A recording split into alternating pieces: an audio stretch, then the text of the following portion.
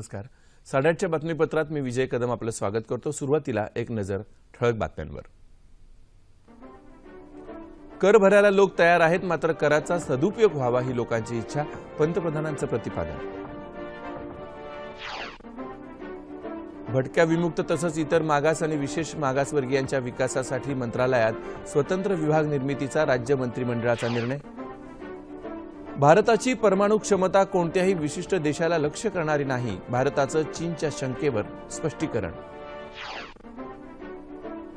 बसपच्या खात्यात मोठी रक्कम आढळल्यानंतर मायावतींनी केलेल्या आरोपांना भाजपाचं प्रत्युत्तर. आणि परदेशी निधी नियंत्रण कायद्याचा भंग केल्याप्रकरणी देशातल्या तब्बल 20,000 स्वयंसेवी संस्थांचे परवाने केंद्र सरकारनं केले रद्द. नमस्कार आणि सविस्तर वृत्त. कर भरायला लोक तयार आहेत, मात्र कराचा सदुपयोग व्हावा ही लोकांची इच्छा आहे, असं प्रतिपादन पंतप्रधान नरेंद्र मोदी यांनी केलं आहे. नीती आयोगाच्या काल झालेल्या महत्त्वपूर्ण बैठकीत ते बोलत होते. बैठकीत नीती आयोगाचे सदस्य, देशभरातले 13 अर्थतज्ञ आणि संबंधित मंत्रालयाचे वरिष्ठ अधिकारी उपस्थित होते. विमुद्रीकरणानंतरच्या अर्थव्यवस्थेला पूरक ठरण्यासाठी कृषी, पर्यटन आणि कौशल्य विकासासाठी नवीन दृष्टिकोन ठेवून योजना आखण्याची पंतप्रधानांनी सूचना केल्याची माहिती नीती आयोगाचे उपाध्यक्ष अरविंद पनगडिया यांनी नंतर बातमीदारांशी बोलताना दिली. नीती आयोगानं प्रारंभी 3 विभागात विषयांचे गट करून त्या क्षेत्राच्या विकासासाठी योजनांवर चर्चा केली.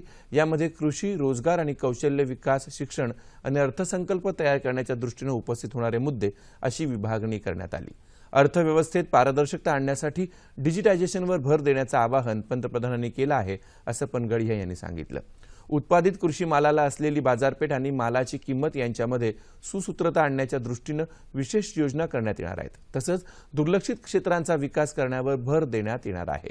यावर्षी अर्थसंकल्प नेहमीपेक्षा लवकर मांडण्यात येणार आहे, त्यामुळे अंदाजपत्रकातल्या योजनांच्या अंमलबजावणीसाठी नवीन आर्थिक वर्षात निधी उपलब्ध होईल, असंही मोदी यांनी सांगितल्याचं पनगडिया म्हणाले. विमुक्त जाती, भटक्या जमाती, इतर मागासवर्ग आणि विशेष मागास प्रवर्गासाठी नवीन स्वतंत्र विभागाची स्थापना करण्याचा निर्णय राज्य मंत्रिमंडळाच्या काल झालेल्या बैठकीत घेण्यात आला.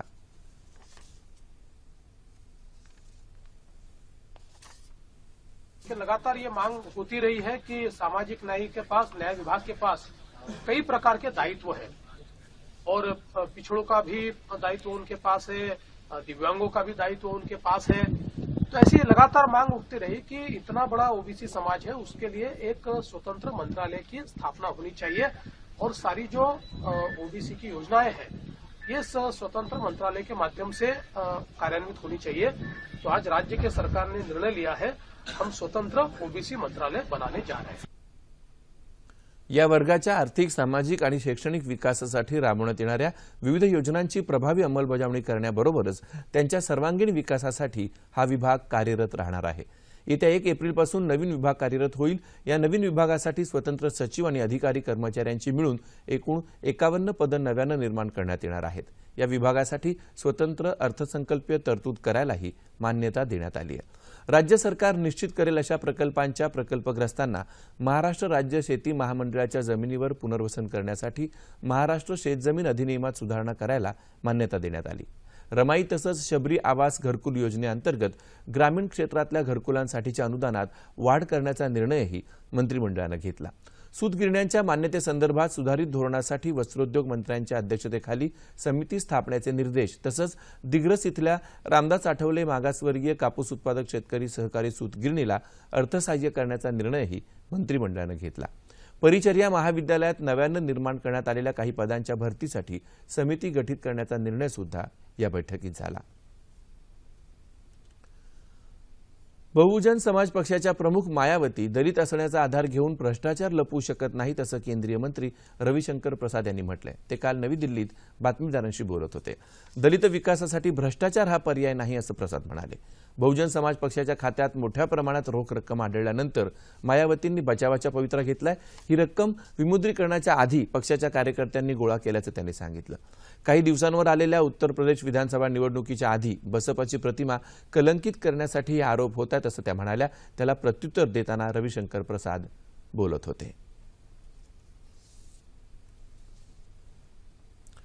विमुद्रीकरणामुळे काळ्या पैशाला आळा बसत असल्याचा सरकारचा दावा फोल ठरल्याचा आरोप काँग्रेस उपाध्यक्ष राहुल गांधी यांनी केला आहे। तृणमूल काँग्रेससह नवी दिल्लीत घेतलेल्या पत्रकार परिषदेत ते काल बोलत होते। विमुद्रीकरणामागचा खरा उद्देश पंतप्रधान नरेंद्र मोदी यांनी उघड करावा आणि गरिबांना झालेल्या त्रासाला कोण जबाबदार आहे याचं उत्तर द्यावं। भ्रष्टाचाराविरोधात लढा देत असल्याचं पंतप्रधान म्हणत आहेत, मात्र त्यांच्यावर होत असलेल्या भ्रष्टाचाराच्या आरोपाला ते उत्तर देत नाहीत असा आरोपही राहुल गांधी यांनी केला। विमुद्रीकरणामुळे प्रत्येकालाच त्रास सहन करावा लागल्याचं सांगून या निर्णयामुळे विकास ठप्प होत असल्याचा आरोप पश्चिम बंगालच्या मुख्यमंत्री ममता बॅनर्जी यांनी केला। देशाच्या संघीय ढाच्याचं केंद्र सरकार नुकसान करत असल्याचा आरोपही बॅनर्जी यांनी केला।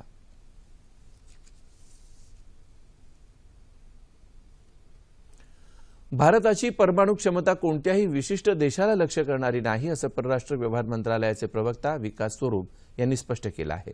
भारतानं अग्नि 5 या क्षेपणास्त्राचं नुकतंच केलेलं परीक्षण हे सर्व आंतरराष्ट्रीय नियमांचं पालन करून संयुक्त राष्ट्र सुरक्षा परिषदेच्या नियमानुसार केल्याचं ते म्हणाले। या परीक्षणाबाबत चीननं घेतलेल्या आक्षेपाला उत्तर देताना ते बोलत होते।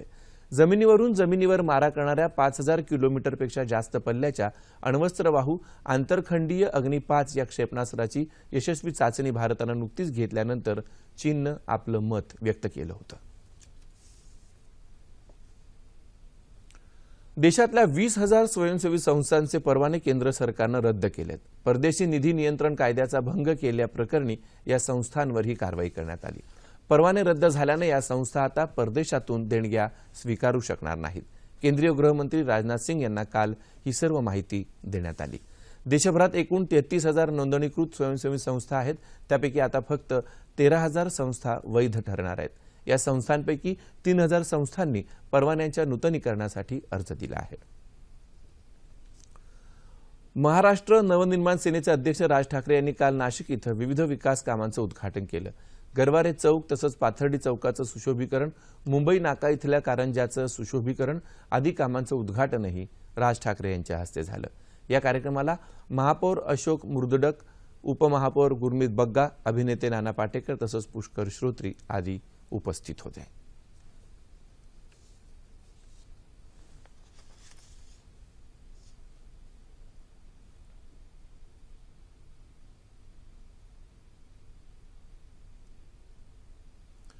मूलभूत सुविधांच्या अभावामुळे पेण इथल्या रहिवाशांनी आगामी जिल्हा परिषद निवडणुकीवर बहिष्कार घालण्याचा निर्णय घेतलाय। या संदर्भात पेण तालुक्यातल्या ग्रामस्थांनी मतदानावर बहिष्कार टाकण्याविषयीचा अर्ज पेण तहसीलदार कार्यालयात सादर केलाय। पेण तालुक्यात पाणी प्रश्न गंभीर बनलाय। समुद्रालगतच्या गावांना पूर्वी शहापाडा धरणातून पाणी मिळत होतं, मात्र नव्या धरणांची निर्मिती होऊनही अनेक गावांमध्ये पाणी प्रश्न कायम आहे अशी ग्रामस्थांची तक्रार आहे।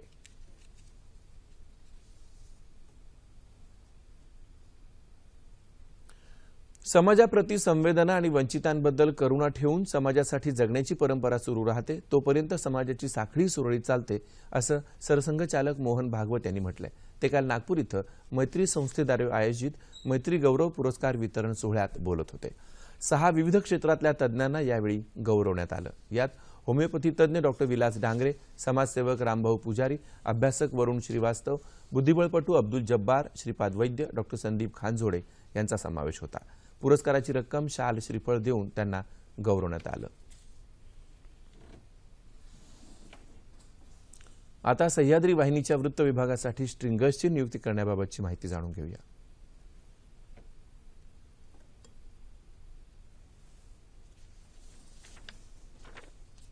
प्रसार भारती भारत लोकसेवा प्रसारक प्रादेशिक वृत्त विभाग दूरदर्शन केंद्र मुंबईतर्फे 36 जिल्ह्यांकरता स्ट्रिंगर्सचं पॅनल तयार करण्यासाठी अर्ज मागवण्यात येत आहेत।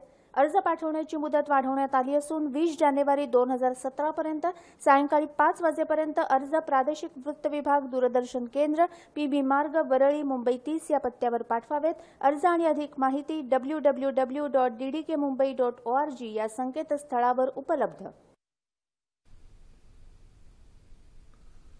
मुंबईच्या डबेवाला संघटनेनं सुरू केलेल्या रोटी बँक या सामाजिक उपक्रमाला गोदरेज कंपनीनं सहाय्य केलं असून अन्न टिकवण्यासाठी छोट्या शीतपेट्यांचा पुरवठा केला आहे अशी माहिती काल मुंबईत एका पत्र परिषदेत देण्यात आली। समाजात वेगवेगळ्या कार्यक्रमांमध्ये भोजन झाल्यानंतर मोठ्या प्रमाणावर अन्न शिल्लक राहतं, हे चांगलं अन्न गरजू लोकांपर्यंत पोहोचवण्याची जबाबदारी मुंबई डबेवाला संघटनेनं स्वीकारली असून रोटी बँक नावानं सामाजिक उपक्रम चालू केलाय। बऱ्याच वेळा अन्न गरजूंपर्यंत पोहोचेपर्यंत खराब होतं, वाया जातं.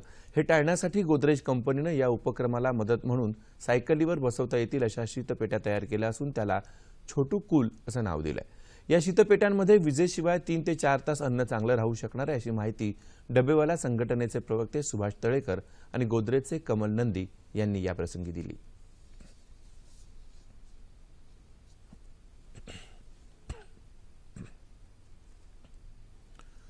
भविष्यात आरोग्य विज्ञान क्षेत्रात रोगनिदान उपचार पद्धतीत कृत्रिम बुद्धिमत्तेचा वापर मोठ्या प्रमाणात वाढणार आहे.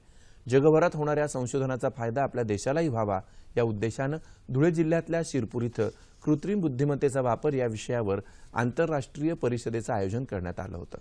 आरोग्य विज्ञान आणि कृत्रिम बुद्धिमत्ता, आरोग्य सेवेचं जागतिकीकरण, डिजिटलायझेशन, कृत्रिम मज्जा संस्था इत्यादी विषयांवर 50 पेक्षा जास्त जागतिक संशोधक या परिषदेत मार्गदर्शन करणार आहेत. अमेरिका, इंग्लंड, ऑस्ट्रेलिया, बेल्जियमसह जगभरातले 350 संशोधक या परिषदेला उपस्थित आहेत.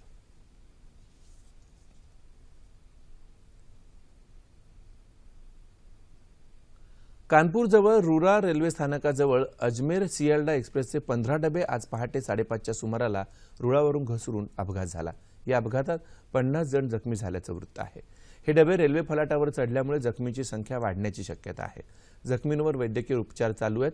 अपघातामुळे या मार्गावरची वाहतूक ठप्प झाली आहे.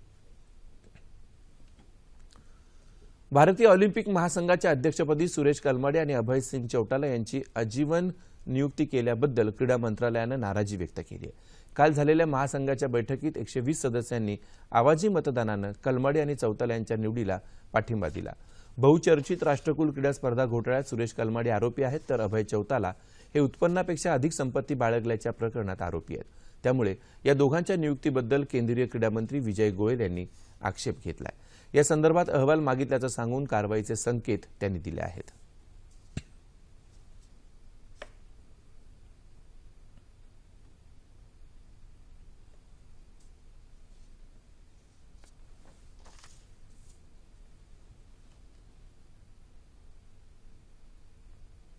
पंजाब, हरियाणा आणि काश्मीरमध्ये थंडीची लाट अद्यापही कायम आहे. दाट धुक्यामुळे पंजाब आणि हरियाणामध्ये रस्ते, रेल्वे आणि हवाई वाहतुकीवर परिणाम झालाय. काश्मीरमध्ये थंडीचा कडाका आणखी तीव्र झाल्यानं रात्रीच्या तापमानात मोठ्या प्रमाणावर घट झाली आहे. पंजाब आणि हरियाणामध्येही थंडीची लाट कायम आहे. अमृतसरमध्ये 5.4 सेल्सिअस इतकं तापमान नोंदवलं गेलं. दिल्लीतही थंडीचा कडाका कायम आहे. दाट धुक्यामुळे 40 रेल्वे गाड्या उशिरानं धावल्या तर 31 विमान उड्डाणं विलंबानं झाली. दाट धुक्याचा परिणाम रस्ते वाहतुकीवरही झाला आहे.